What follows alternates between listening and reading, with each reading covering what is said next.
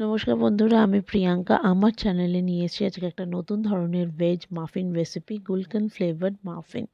এটা বানাতে লাগছে 1 কাপ দুধ, 1 কাপ ময়দা, 1 tablespoon gulkand, 2 tablespoon whipping cream, 1 teaspoon baking powder, 1/4 cup refined oil, 2 tablespoon curd জল ঝরানো টক দই, আর লাগছে powder sugar 1/4 cup, muffin mould, white chocolate chips, sprinkles, dry fruits as per availability, আর লাগছে ভ্যানিলা এসেন্স।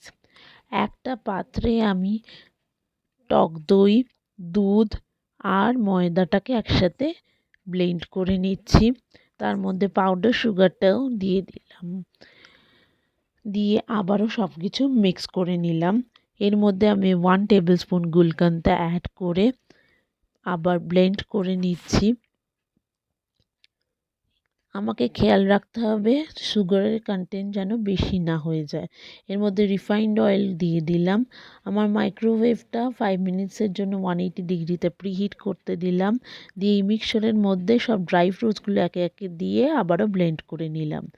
এরপর আমি ভ্যানিলা এসেন্স 1 টিস্পুন দিয়ে দিলাম, আর দিয়ে দিলাম 1 টিস্পুন বেকিং পাউডার, দিয়ে কাট অ্যান্ড ফোল্ড প্রসেসে সব কিছু মিক্স করে নিলাম।